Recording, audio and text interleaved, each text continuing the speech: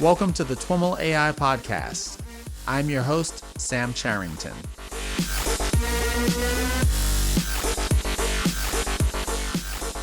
Hey, what's up everyone? Before we get to the show, I'd like to send a huge thanks to everyone who participated in last week's first ever interactive podcast listening session with Kwok Lei. Kwok and I had a great time answering your questions and discussing his perspective on the state of deep learning research and all the cool things he's up to at Google.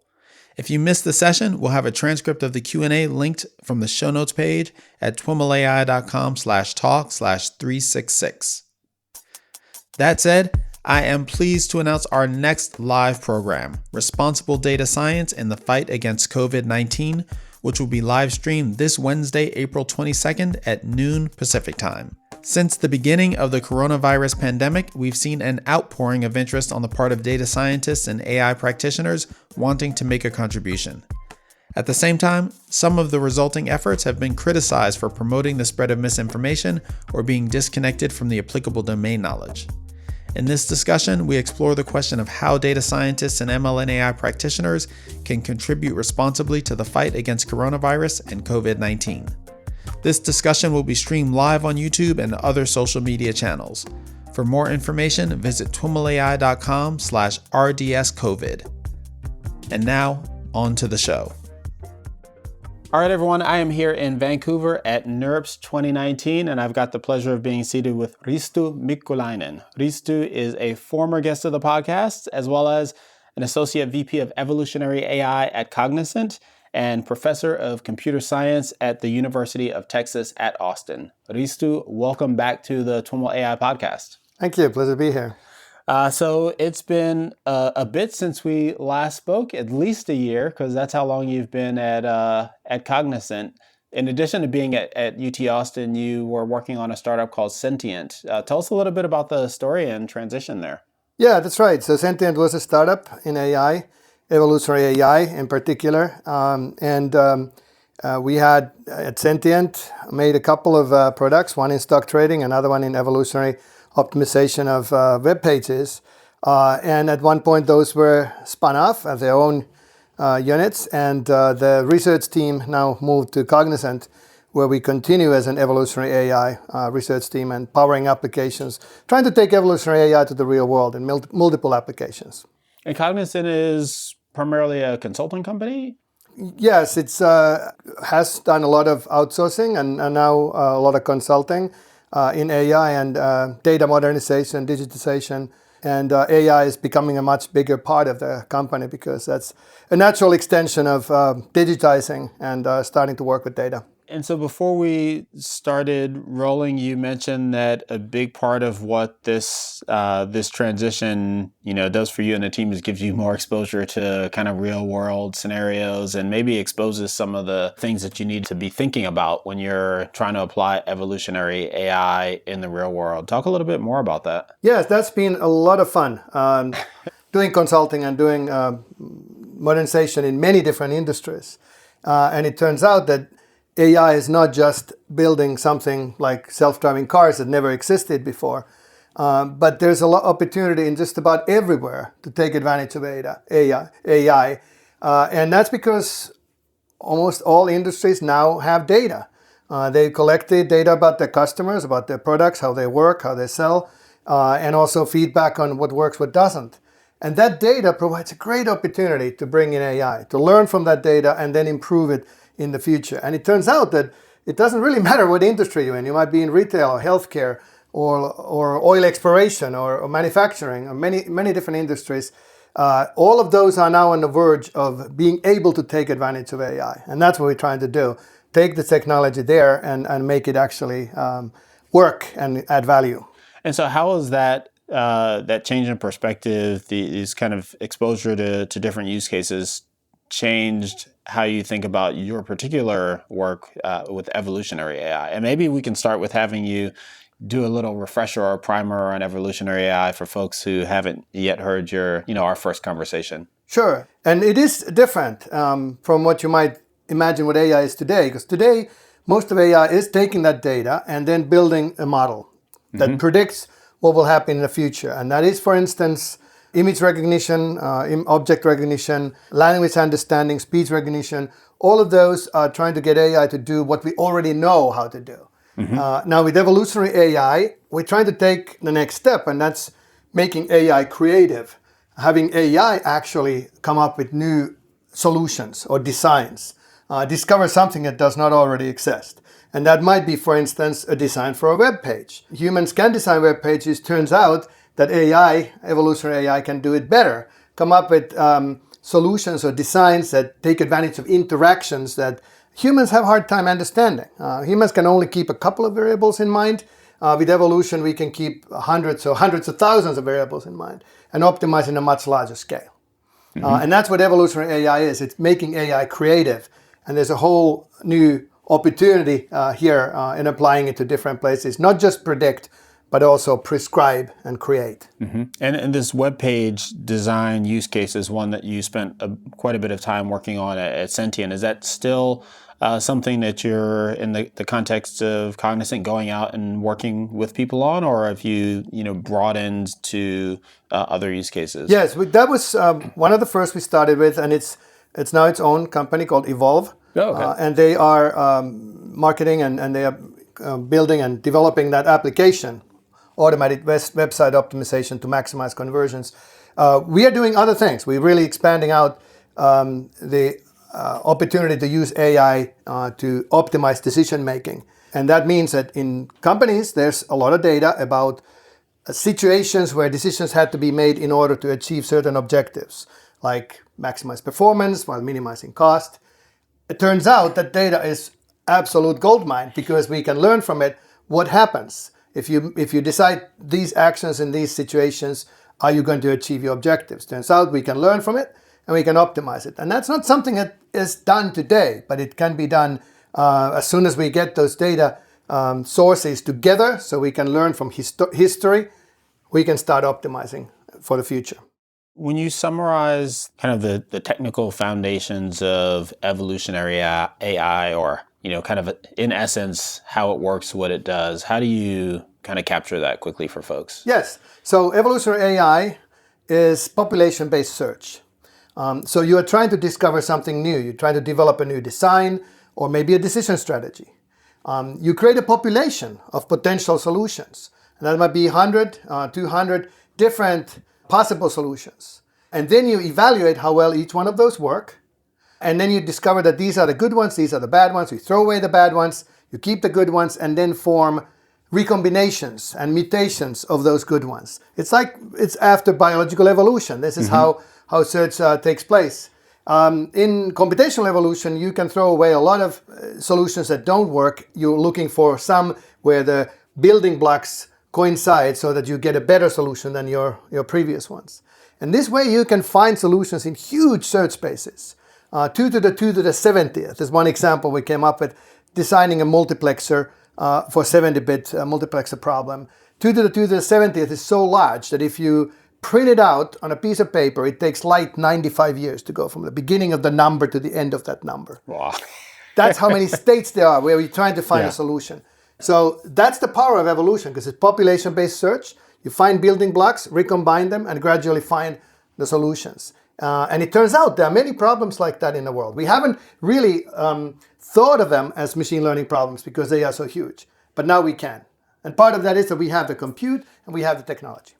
And so is the idea to identify the problems that naturally lend themselves or are naturally kind of inherently population-based or evolution-based, or is this a technique that can be applied broadly wherever we're trying to do machine learning? Yeah, it is very broad. It applies to problems where we need to find solutions we don't already know. So it's not object detection, object recognition, because we already know what those objects are. We have supervised data set. It's problems where we don't know what the right solutions are. What is the optimal design of a web page, for instance? We don't know that. We have to explore, try out alternatives, and learn what works and what doesn't.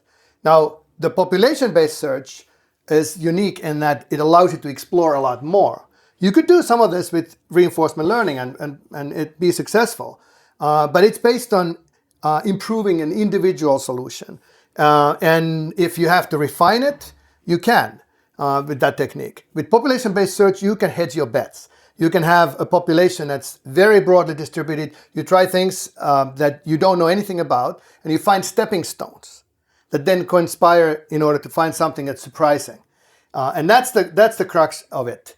Evolution allows you to explore and find surprises, those that human designers might not think of. You mentioned reinforcement learning, and I was going to ask about this, the relationship between the two. As you describe the two, it almost sounds like, in a way, that evolution or these population-based approaches is like a breadth-first search, whereas reinforcement learning is a depth-first search. Yeah, that's kind of an interesting way of looking at it. And I think it's accurate in the sense that it's breadth-first search, but you don't try to find every possible solution. You are casting a wide net, in that sense, have a lot of breadth. But when you find something useful, partial solutions, then you do a recombination of those. There's the recombination that's the interesting Exactly. kind of secret. So you don't have to systematically do breadth-first search. You find something that works and you recombine and focus where you go next. Yeah. That's the key of evolution. And the theory of evolution is, evolutionary computation is based on that. Building blocks, hypothesis and schema theorem. And there's some theory that suggests that when you find good partial solutions, they will become more prevalent in a population. And that's how you find those solutions that solve the problem. So kind of going back to that analogy, in deep reinforcement learning, there's work that's happening to try to maximize what we learn as we're taking actions, as opposed to just throwing them out, once we've gotten to an end state.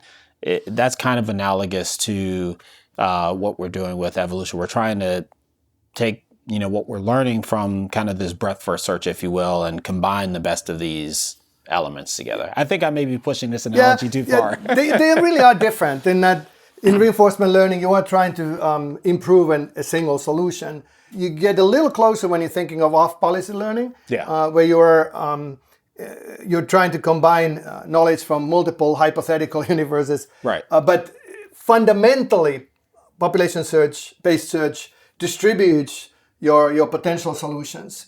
And it's based on statistics, obviously. It's a stochastic search method.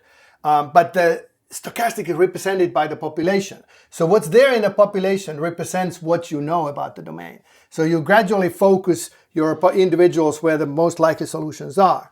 But you always want to, there's another part of it, you always want to maintain diversity. You always want to explore areas that you don't know about. And that's unique to evolution. That allows you to do that without much cost. I mean, you can afford it because you have multiple solutions. If some don't turn out, that's no big deal. You try something else. And you eventually find a component that's been missing, and then you recombine it with other solutions to make big leaps in performance. It's not a gradual search method that way. You make these recombinations that actually allow you to make large changes and large improvements. One of the areas that this has been applied is in like neural architecture search. Yes. Is that an area that you work in? Yes, absolutely. That's something we continue to work on. This has also been happening for a long time. Architectures matter in neural networks. And currently it is only a few people who have expertise to construct these architectures, and they're very different. Now, we can automate that by doing architecture search. And again, population-based search is great in that it allows you to hedge your bets, try out different architectures. If you find an innovation, you can combine it with other kinds of architectures and therefore come up with better ones. And this is something that's been going on for decades. We used to do it so that evolution optimizes the entire network, including its weights. And now, more recently, we optimize the architecture, the topology of the network, and then use stochastic gradient to train them. So there are interesting synergies between different approaches. But again, the evolution-based architecture search is the most perhaps bold or most exploratory because in architecture search you can get quite a good performance by just tuning hyperparameters, tuning some small modifications. But with evolution you can search a lot larger space. We can look at the topologies, modules, as well as hyperparameters and find more surprising architectures that way. This is of course very compute intensive. But that's what you want, because compute is still coming out. We have access to more compute than ever, and we can actually utilize it to do this more broad search and find more surprises. And so from a research perspective, where is the research frontier around evolutionary search, relative to a year plus ago when we spoke? Like, how is it? I'm assuming it, like everything else in this space, it's evolving quickly. What are the contemporary topics that folks are talking about? Yeah, there's one area is novelty, trying to encourage, indeed, search to discover things that are surprising, how to do that right. And we are starting to get a handle on that. It's not just that you reward novelty, but you do it in a systematic way so that you guarantee a certain level of quality as well. So there's a synergy between optimizing the performance and encouraging surprises and novelty to be discovered. That, I think, is still a biggest leap that we need to make in evolution. Is even though we have computational methods that have demonstrated the discovery of new things, we're still not quite at the level of natural biological evolution. For instance, we are missing major transitions. How do you search and change your own representations so that now you can search in a different level, like transition from single cell to multi-cell organisms, having evolution discover representations that allow you to build larger structures systematically. Well, what's an example of that particular challenge applied to a real use case? Well, it could be, for instance, in behavior. In AI, we see a lot of agents in games, for instance. So in that domain, it might be that you have individuals, now we do, that perform very well in Atari games, for instance. Maybe StarCraft. But the next level there might be that they start building roads. They start building buildings or vehicles, and then operate and discover strategies that utilize those structures that they constructed. That it would be a concrete major transition from one level where we operate at the level of whatever objects they are to constructing new objects that then you use. Yes, that strikes me as a big leap, right? To get, it's creativity, right? It's kind of, in some ways it's, maybe I don't want to necessarily invoke AGI, but like, it's kind of a creative essence that it's been very difficult for us to achieve with AI. And so presumably you're kind of scaling that back to small leaps. And so what exactly does that mean? How do you formulate that problem from a research perspective? That's exactly right. It is a huge, that's why it's called major transitions. Yeah. We've seen it in biology a few times. I mean, it's not something that happens every day in biology either. But we haven't really seen it in evolution, computational evolution yet. But we are getting there. We're starting to understand how that might work. And indeed, they happen in small steps. Open-ended discovery is another term that's used there. Something that doesn't really run out of steam after you solve one problem, but it creates another level of problem that you then solve. Typically, those are done in games. So you perhaps evolve the game environment together with the solution. So you start with navigation in a simple environment, and then you have more objects there that you have to get around, and maybe other opponents that become more sophisticated. That's how we approach it. Sounds a little bit like curriculum learning in a sense, you're kind of gradating. You're making your environment or your problem more complex and trying to... Yes, very much like curriculum learning, with one exception. The curriculum is designed automatically. It's a co-evolutionary set. Okay, yeah. So you have solutions and problems that evolve at the same time. And that's how you might get open-endedness in the end. And that's the goal. We are not there completely yet, but there are some indications that we might get there one day. So that's one big area. There are also, I think, an interesting opportunity in looking at what's been learned in biology in the last 50 years or so, because most of the techniques are based on our understanding of how genetic algorithms work based on population biology. But we know a lot more now than we did 50 years ago. So looking at what current biology thinks is happening in evolution and discovery might give us better computation. So one of them is that it's not just selection, mutation, and recombination, but there's also drift. There's also large populations with weak selection that allows you to come up with solutions that don't necessarily help. They're weakly deleterious, but in the long run serve as stepping stones to something bigger. And our computational methods don't actually do that today, and we're starting to look into how we could do that. And a third area might be indirect representations. So We are currently in evolution computation focusing on genetic representation that maps directly to the solution, one-to-one. In biology, there's a developmental process. There's interaction with environment. There's even interactions between genes. And then the final product, like a human being, is not determined by genes, it's determined by genes plus environmental interactions. How do we take advantage of that? How do we create a learning process that takes into account that there's a mechanism of interaction that makes you what you are? So that's a third area where we're going today and in the future. I'm going back to the analogy of, or the use case of architecture search, and trying to think through, the way that this problem of creativity expresses itself. Like you've got, when you're trying to apply evolutionary AI to something like an architecture search, are you starting with, presumably you're starting with some known architectures and evolving based on those, and at some point you want to get to something new, right? Kind of refine that, format. How do you represent the knowns, in a given problem generally, and then, what does it mean to, recombine things? It depends how ambitious you want to be. I mean, you could start with an architecture that already exists and mostly refine it. You take DenseNet, you take ResNet, you take something like that, modify some of the topology of that. So you've got layers and connections and kind of these existing, modules and things like that, and you're reorganizing these things that you already know. And that already helps. I mean, you're taking the components and principles and then defining a search space around it and finding if there's a better solution that utilizes those components. Yep. And that works quite well. Now, but you could try to make it more ambitious.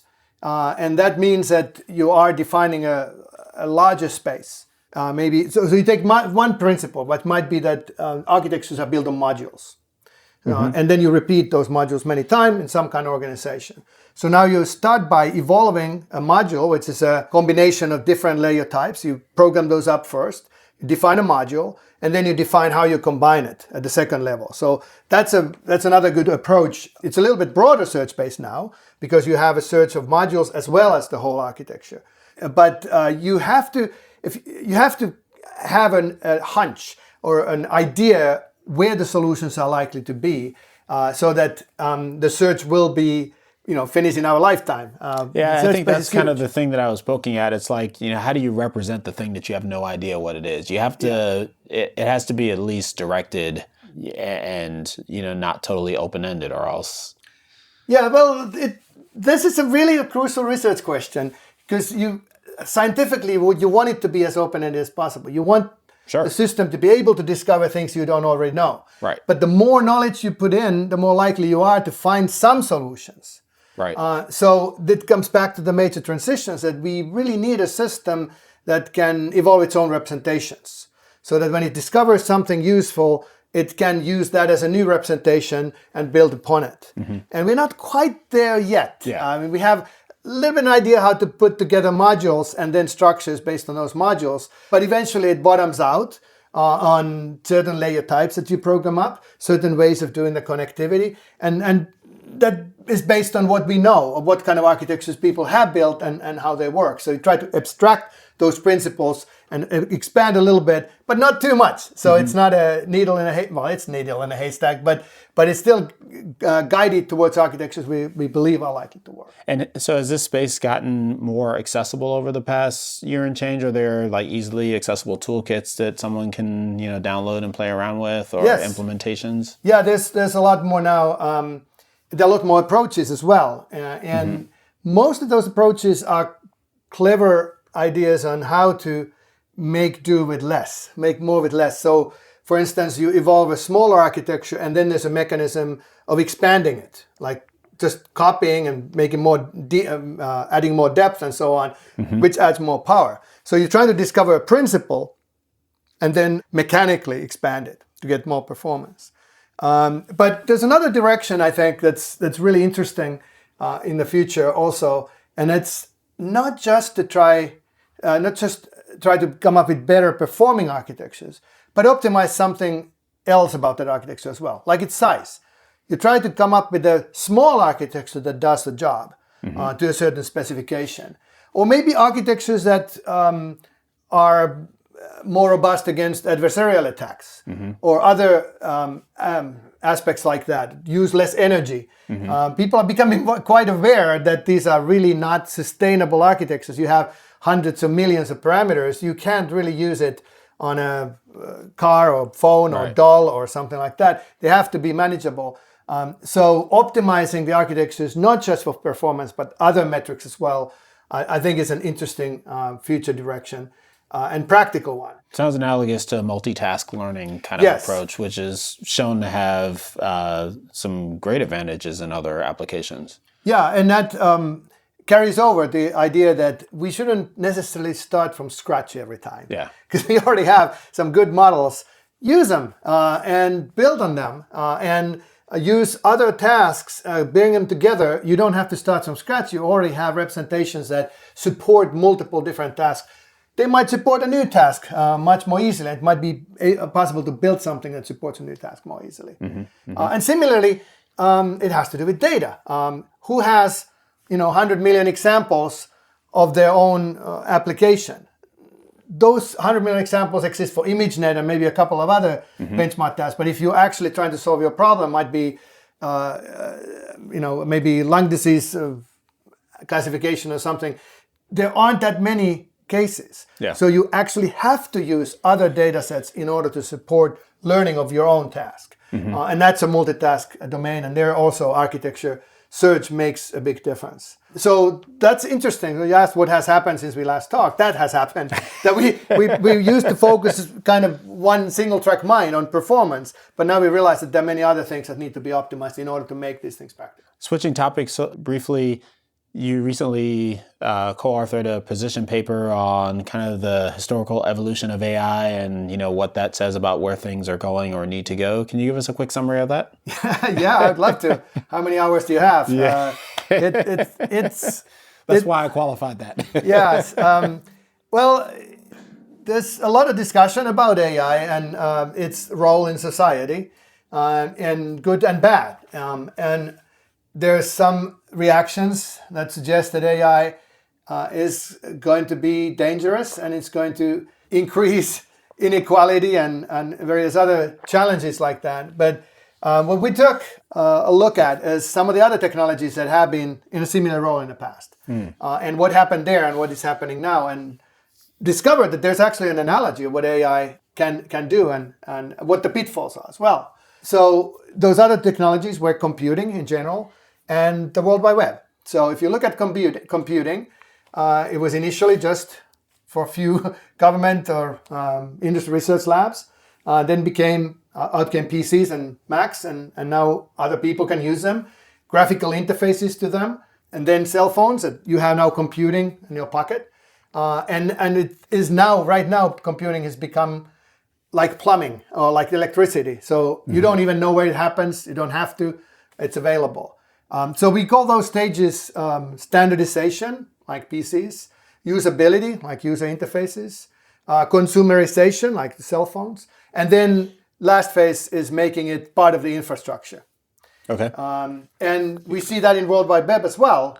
HTML, style sheets, Web 2.0, and what's happening now is that everything is based on web interfaces, all commerce and social media. So in the World Wide Web, the same kind of stages have happened. And in both computing and World Wide Web, beyond the last stage, it's becoming the fabric of society. Computing happens like plumbing. World Wide Web is everywhere. And you have your personal as well as business interactions in it. So if you look at that and look at AI, we can see that there should be similar stages in the future. We are at the very beginning right now. AI is done by a few experts. Well, in NeurIPS, there's 13,000 such experts, but or at least people who are learning from it. But it's still quite difficult to understand and apply and see the opportunities. So that's before any of these fourth stages. But we can think of standardization. So that what does that even mean? I'm trying to wrap my head around what would standardization mean for such a broad topic like AI. And I can't imagine that same question could have been asked about computing before it was standardized. Well, the way I look at it, it means that the different AIs can talk to each other. So we have standard interfaces. You can have a visual recognition system that can talk to a natural language processing system. And these are developed by different people, different companies, different research labs, and they can talk to each other. So we have standardized interfaces so that the AIs can build upon each other and talk to each other. But it's still machines talking to machines. It's programs talking. That's a standardization. It becomes usability when people can talk to them. And we are not there yet. We don't really have an easy interface to talk to an AI. It's very difficult to take advantage of those. We have some initial attempts to that, programming languages perhaps and interfaces that allow you to direct AI to certain solutions. But it's not, by and large, not yet happening. That's a usability part. Consumerization means that anyone can take blocks of AI and put together a solution. They can manage their finances, their health. They can, design their garden, a home. They use AI to do it, and they parameterize it. They run it, and they interact with it. So making it a consumer product, something that everybody can use for their advantage. That's the consumerization. Calls to mind kind of the, one of the popular visions of AI, that of, everyone's going to have this kind of potentially a cadre of intelligent agents that are out acting in the world on their behalf. And, that requires the ability for these agents to talk to other agents and to talk to other systems and things like that.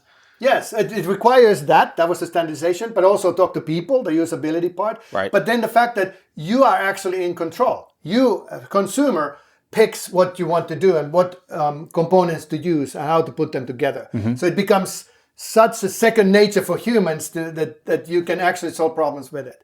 So it becomes a point that where you're thinking of, say, furnishing a room, you call an AI agent to try out different alternatives, make suggestions. You are totally running it. You're in control. You're calling it. It's not controlling you. That's an important part of it. It becomes consumer goods, just like cell phones or running errands on the web, through the web. And the last step, I think, is really quite interesting. And in the future, that AI could become a fabric of society. And what that means is that we, as a society, decide what we want. We want to maximize perhaps productivity and growth, but we might also say that we want to minimize impact on the environment or maximize equality and access. And then we can use AI to design policies and execute those policies so that those goals are met. I mean, that's what AI does. It's really good in the end on optimization and discovery of how to achieve certain goals. But when it becomes institutionalized in the sense and in society, it means it gives humans the power to come up with, to achieve the goals that we decide. And that's remarkable because it's not happening today. It's never happened. There's always been individual personal agendas. There's always been dishonesty, graft, various things that get in the way and create conflict. But if we let AI do the optimization, all we have to do is agree on what we want. And that's not a small challenge, but it separates all the challenges that get in the way today from the really what we should, which we should agree upon is what we want. That's the ultimate goal. Even getting there, I think there's a stage where it becomes irresponsible to try to make decisions and create policies without the use of AI. AI is objective, it's based on data, it allows you to optimize, and currently it's done by humans and not so well. And it becomes irresponsible to try to make these decisions as humans when AI can do it better. But we have to still take the responsibility of setting those goals so that we can use those AI in a responsible and productive manner. So that's the last stage for AI. And that's why I think it's exciting, and it's also important that we are now at the crossroads. We can actually adopt that vision and make AI such that it helps us achieve what we want. And we have to make the right decisions in a way. We cannot let the mistakes of the computing and World Wide Web get in the way. There were mistakes along the way. Monopolies as well as over-regulation, they can get in the way. But we have to recognize that we need to build these capabilities over time. We need to adjust to them. So is the main thrust of the paper and the model, is it that Is it to kind of locate us in time? Hey, we are here, and the next stage is standardization. Is it to reassure us that everything's going to be okay because there's this kind of bright future for AI-driven policy making? Like, what is the main thing that you're trying to convey? Yeah, it's definitely trying to raise awareness that we have a great opportunity to make AI work for us and improve the world that way. But we have to recognize it. We have to recognize that we have to build it, most likely through these stages, because we've seen 2 examples of them. And at the time when we were working on computing a World Wide Web, we made some mistakes. Mm-hmm. We could learn from those and do better this time. And it's possible, for instance, that AI is overregulated. There's no access to data. There's no decision-making done by AI because people are afraid of it and they don't really see the potential benefit. And it will never develop, or development will be delayed. Mm-hmm. But recognizing the potential, recognizing the pitfalls allows us to see what needs to be done and hopefully nurture the field so that it will get there. And it will happen in small steps. We can't replace everything, decision-making with AI today. Mm-hmm. We'll have to develop the technology, we have to develop the data sets, we have to develop the interface that humans understand how to use it. And there are some challenges, like you pointed out, that humans are not willing to give control very easily to machines. But there's also, I've seen as a professor, I've seen a change in the last couple of years and decades, that people are much more accepting of it now because they can see the benefits. And that's happened in, say, just one example, self-driving cars. 2003, we were working with manufacturers developing self-driving systems, and they said that they will never happen because people will not let machine take over their car. Mm-hmm. They can only warn you while you're driving. But somehow the attitudes changed. People saw what the opportunities are, and now we have self-driving cars almost ready to hit the road. That kind of change of attitudes has to happen. And people have to be educated and learn what's possible and learn to understand what the limitations are, so to avoid them. But the sooner we understand both of those dimensions, the opportunities as well as the challenges, I think better off we are, and we can make this future happen sooner rather than later. Well, unfortunately, we're going to have to leave that there, put a pin in it. We probably should have started the conversation there, and then we could have gotten into it for the whole the whole time. But interesting perspective for sure, and I am very appreciative of the update on evolutionary AI. So Risto, thanks so much for taking the time to chat with us. My pleasure. Thank you. Awesome. Thank you. All right, everyone, that's our show for today. To learn more about today's guest or the topics mentioned in this interview, visit TWIMLAI.com. Of course, if you like what you hear on the podcast, please subscribe, rate, and review the show on your favorite podcatcher. Thanks so much for listening, and catch you next time.